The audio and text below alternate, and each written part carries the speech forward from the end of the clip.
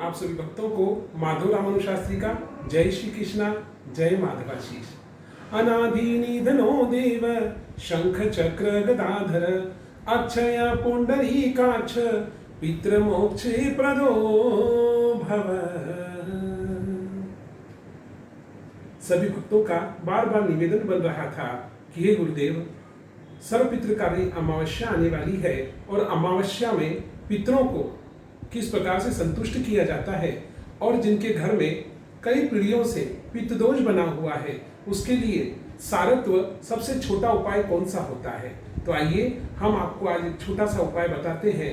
सर्वपितृकारी अमावस्या कहा जाता है कि देवता और पितृ इनमें सबसे उच्च स्थान पितरों का माना जाता है, क्योंकि पितृ यदि हमारे संतुष्ट होते हैं और उनका आशीर्वचन यदि हमारे ऊपर बना होता है तो 33 करोड़ देवी देवताओं की भी कृपा हम पर बनी रहती है।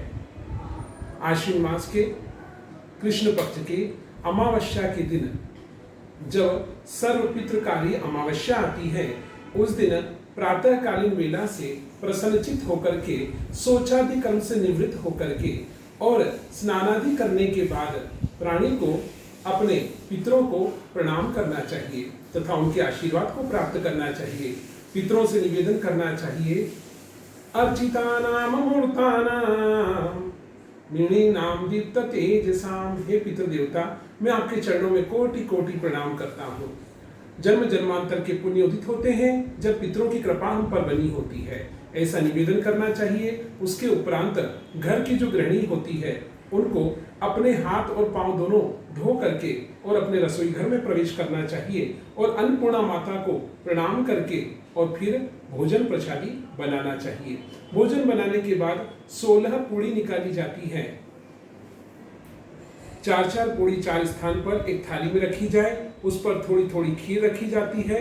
उड़द अति ही प्रिय होता है तो उड़द से बना हुआ व्यंजन और मिष्ठान इमरती मानी जाती है। यदि आपसे बन सके तो एक एक इमरती उन 4 पूड़ी के ऊपर रखें, थोड़ी थोड़ी खीर उस पर रखें और हाथ में थोड़ा जल ले लें। एक जल के साथ में थोड़ा द्रव्य, एक दक्षिणा के नाम से कोई सिक्का रखें और अपने नाम गोत्र का उच्चारण करें तथा अपने पितरों को प्रणाम करके कहें कि हे पितृ देवता, हम आपके निमित्त आज प्रसादी निकाल रहे हैं, आप ग्रहण कीजिए, ग्रहण कीजिए। ऐसा कहते हुए 3 बार उस थाली के ऊपर अपनी अंजलि को घुमाकर अंगूठे से जल को छोड़ना चाहिए। 4 प्रकार की अंजलि कही जाती है। सर्वप्रथम हाथ में जल लेकर के यदि समर्पित किया जाए तो सूर्य देवता और गुरु को समर्पित हो जाता है, देवताओं को समर्पित हो जाता है। तथा उसके बाद यदि हम जल हाथ में लेकर के इस स्थान से यदि छोड़ते हैं, इस प्रकार से जल को छोड़ा जाए तो वह सप्त ऋषियों को प्राप्त होता है। और यदि हमने जल लेकर के अंगूठे मात्र स्थान से छोड़ा जाता है अंगूठे से, तो वह पितरों को तर्पण के रूप में जलपान करने के काम आता है। और चौथी अंजलि स्वयं की होती है। यदि हम चरणामृत लेकर के ये अंजलि हमारे लिए होती है, इससे यदि हम ग्रहण करें तो भगवान के चरणामृत पान करने का फल हमें स्वतः ही प्राप्त हो जाता है।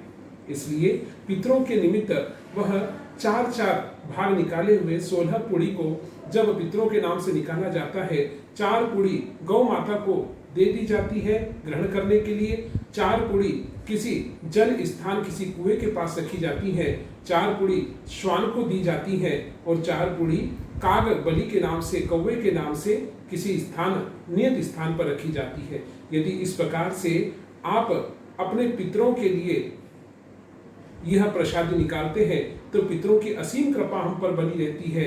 जिस प्रकार से त्रेता युग में श्री रामचंद्र जी ने चित्रकूट में रह करके अपने पिता महाराज दशरथ का तर्पण किया था, उसी तर्पण का प्रतिफल हमें स्वतः ही प्राप्त हो जाता है। जय श्री कृष्णा, जय पितृदेव। पितरों को यदि पितृ कवच सुनाया जाता है तो उससे भी पितृ हमें आशीर्वचन देते हैं और अत्यंत कृपा उनकी बनी रहती है। तो आइए एक छोटा सा पितृ स्तोत्र भी हम श्रवण करते हैं। बोलिए पितृदेव भगवान की जय।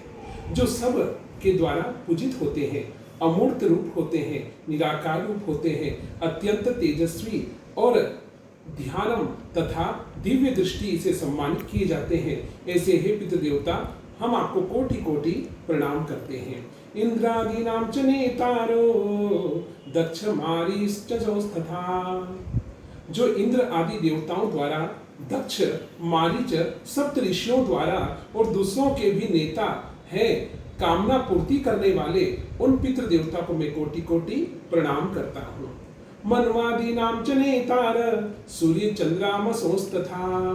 जो मनु आदि राज ऋषियों और मुनीश्वरों द्वारा सूर्य एवं चंद्रमा के द्वारा पूजित किए जाते हैं, सेवा से सेवित किए जाते हैं, ऐसे पितृ देवता को हम कोटि कोटि प्रणाम करते हैं।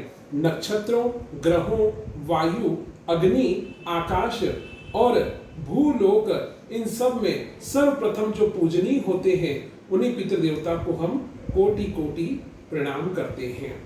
बोले पितृदेव भगवान की जय।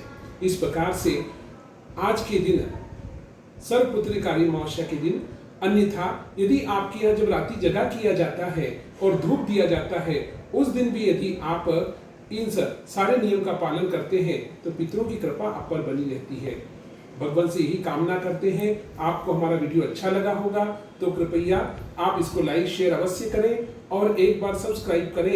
यदि आपने अभी तक सब्सक्राइब नहीं किया हो तो सब्सक्राइब करें। और आगे भी हम इसी प्रकार से ज्ञानवर्धक आपको संदेश इस माध्यम से देते रहेंगे।